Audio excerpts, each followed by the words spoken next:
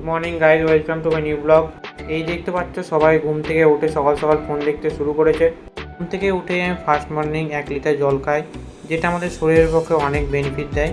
হঠাৎ দেখি সাহিল আমার কাছে এসে আমাকে একটা ভিডিও দেখাচ্ছিল, যেটা অনেক হাসির ছিল। দিয়ে দুজন মিলে অনেক হাসাহাসি করলাম। ওভারনাইট আমার সিট ভেজানোই থাকে, যেটা আমি সকাল সকাল খালি পেটে খাই, যেটা আমাদের শরীরের পক্ষে অনেক বেনিফিট দেয়। বাজার থেকে ঘুরে আসি, যেই ভাবা সেই করা, বাজারের জন্য বেরিয়ে গেলাম। কিছু কেনাকাটি করে চলে আসলাম। ভাবলাম ডিমের ভুজিয়া করা যাক, এর জন্য পেঁয়াজ কাটাকাটি শুরু করলাম। পেঁয়াজ কাটাকাটি কমপ্লিট হয়ে যাওয়ার পরে কড়াইটাকে হালকা গরম করে তার উপরে সর্ষের তেল দিয়ে পরিমাণ মতো পেঁয়াজ এবং পরিমাণ মতো হলুদ লবণ দিয়ে সেটাকে নাড়িয়ে নিলাম। নাড়িয়ে নেওয়ার পরে তার উপরে ডিম দিয়ে সেটাকে একটু ম্যারিনেট করে কিছুক্ষণ নাড়িয়ে, বন্ধু দেখতে পাচ্ছ আমার অলমোস্ট ডিমের ভুজিয়া তৈরি।